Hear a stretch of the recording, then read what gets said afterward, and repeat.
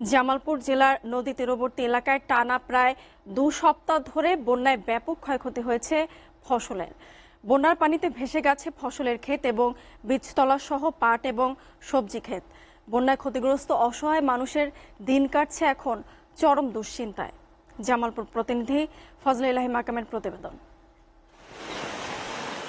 2 পয়সা ঘরে তোলার আশায় জামালপুর জেলার কৃষক তাদের জমিতে আবাদ করেছিল পাট, সবজি, আউশ ধান, সেই সাথে রোপণ করেছিল আমনের বীজতলা।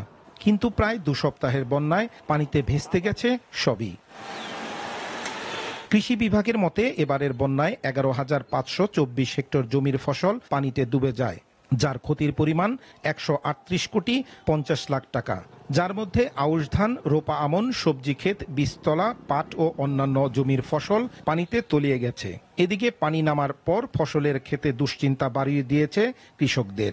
50 শতাংশ জমি পাট আবাদ করছিলাম, সম্পূর্ণটা আমার নষ্ট হয়ে গেছে।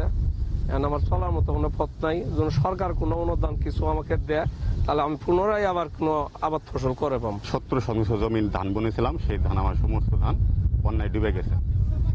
এখন যদি সরকার আমাদের দিকে একটু চায়, নতুন করে আমন সহ ফসল রোপণ করবে সেই সামর্থ্য নেই বন্যায় ক্ষতিগ্রস্ত এই মানুষগুলোর। এজন্য সরকারি সহযোগিতা চেয়েছে বন্যায় ক্ষতিগ্রস্ত কৃষকেরা। আমাদের এলাকায় বন্যায় অনেক ক্ষয়ক্ষতি করছে, তার ভিতরে বিশেষ করে জ্বালার ক্ষয়ক্ষতিটা বেশি হয়েছে, জ্বালার তলিয়ে গেছে। আমাদের এখানে সাহায্য সহযোগিতা করে তার কৃষকরা আবার মাঠে ফসল ফলাতে পারবে। বন্যায় ফসলের ক্ষতির কথা স্বীকার করে জেলা কৃষি সম্প্রসারণ কর্মকর্তা বলছেন, ক্ষয়ক্ষতি নিরূপণের কাজ চলছে। কৃষি কর্মকর্তা যারা আছেন তাদেরকে নির্দেশনা দেওয়া হয়েছে বন্যা পরবর্তী করণীয় বিষয়ে কৃষকদের পরামর্শ দেওয়ার জন্য, এবং এখন যে মৌসুম চলছে সেই মৌসুমে বিভিন্ন ফসল, বিশেষ করে সবজি বা অন্যান্য ফসল যেগুলি আছে সেই চাষাবাদে কৃষকদের নিয়মিত পরামর্শ দেওয়ার জন্য। এবারের বন্যায় বিপুল পরিমাণ ক্ষতি কাটিয়ে কৃষক যাতে ঘুরে দাঁড়াতে পারে সেজন্য সরকারিভাবে জরুরি পুনর্বাসনের উদ্যোগ নেওয়া হবে, এমনটাই প্রত্যাশা সবার। ফজলে ইলাহি মাকাম, এসএটিভি, জামালপুর।